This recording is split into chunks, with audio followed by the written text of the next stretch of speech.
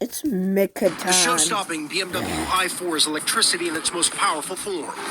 An I impressive gotta range look up and the who power won of the over last 500 night's game. I horses. saw Sleeping in the BMW, third the too. ultimate Who electric won last driving night's machine. game? Lease a BMW i4 for $499 per month.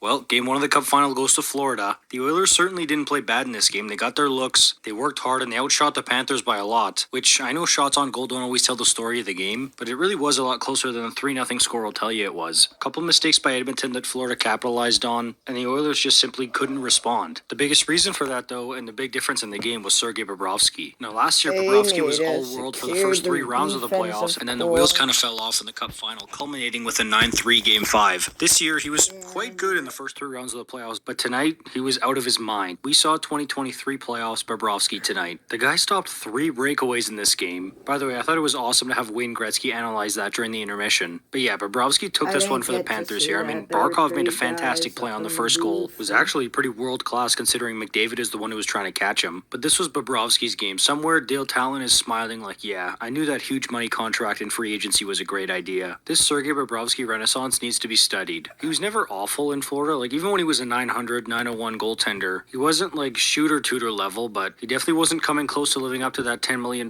contract either. And he had flashes where it was like, oh, okay, the elite Sergei Bobrovsky is still in there somewhere. He just needs to make an appearance more often, be more consistent, and that's what he's done. Now, if there's one thing I know about goalies at the NHL level, it's that they're incredibly unpredictable. Pretty much everybody will deny it now because hindsight is 2020, but remember when a large portion of the Habs fan base wanted to keep Yaroslav Halak over Carey Price in 2010? Goalies are extremely difficult to predict and project, so honestly, I won't be surprised at all if even after saying all this, Bobrovsky lets in like 6 goals next game, but that was an elite performance by a guy who's one of the biggest reasons why the Panthers are in 2 straight Cup finals here, and if he can keep playing even just close to what he did tonight, that spells major trouble for the Oilers because he was beyond locked in. It was very 2023 playoff Bobrovsky-esque, but also the athleticism on certain saves reminded me of prime Blue Jackets Bobrovsky as well. You know, the guy who's finishing seasons with save percentages above 920, sometimes even above 930. Extremely unfortunate for the Oilers that he made an appearance in the net tonight. Like I said though, the Oilers clean up a couple of mistakes defensively, they bear down on their finish and have a bit more puck luck offensively. Things could definitely turn around pretty quickly. This was the Bobrovsky game though. He put on an absolute goaltending clinic. I'm not a goalie, I don't even play one on TV, but I can certainly appreciate when a guy puts on a show like that, especially on a big stage like this. It's all because of Mike McDaniel. He fired Bobrovsky up like crazy. Give me your thoughts on game 1 in the comments. Oiler fans, I know this one stings. The deserve to win meter is probably heavily in the Oilers' favor tonight, but all you can do is move forward now and hope for a bounce back in game 2. And on the Florida side of things, like I said, say a big thank you to Dale Talon and the Florida Weather and Taxes for getting Bobrovsky. Please subscribe if you're new. Thanks so much for watching. You're awesome. I don't want to be too dramatic, but this feels like a nightmare game for the Edmonton Oilers. They generated chances. I mean, they generated breakaways. They had 3 really... It went from Johnny Aki saying, hey, this was a game that some goals that Bobrovsky was pretty good. He was a good player. He was a good goalie during the whole game. And the players just went out and scored a lot of goals. And then you got Eek, who's saying, man, the Florida Panthers just brought a tractor and ran over the Edmonton Oilers.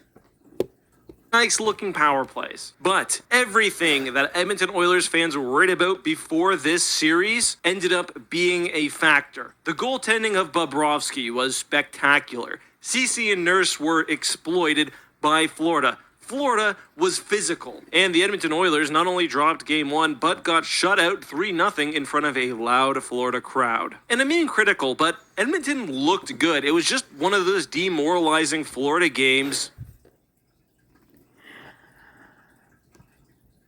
The Oilers kind of need to get the Stanley Cup.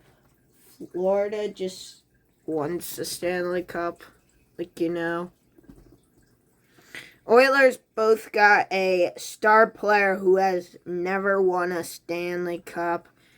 And they also have a new coach, which would get would get fame for helping the Oilers win the Stanley Cup, so where they ground Edmonton down and just didn't give up anything.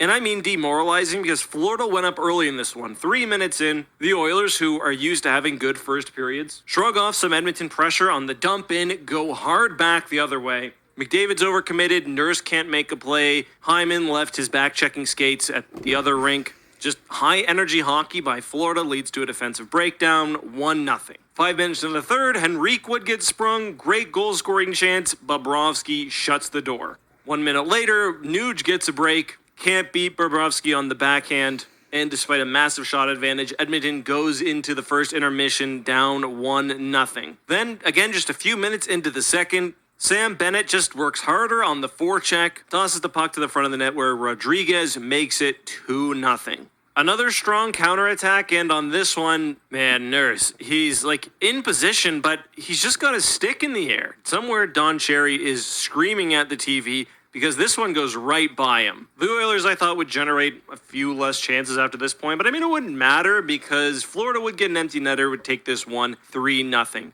Again, the Oilers looked pretty good, but pretty good isn't good enough against the Panthers. Money Puck had Oilers at like a 90.5 deserve to win-o-meter, but that's not how games are played. The better goaltending and physicality of Florida, which isn't factored into the deserve to win-o-meter, ended up being the story here. And when it came to hits, Florida 63, Oilers 35. That matched my eye test. I didn't think it'd be quite that pronounced, but hey, that's what it is. You look at the takeaways, 11-4, and I think it reflects the hard forechecking of Florida, and that's going to be a problem for Edmonton in this series. This was a very Rangers-like game. Florida clearly stole their powers after the Eastern Conference Finals, but I guess we'll see what Game 2 has in store. Obviously, the series is nowhere near over, but I'm cheering for the Oilers, and I'm very, very concerned. alrighty, let's look if Next Man Up got anything. Oh.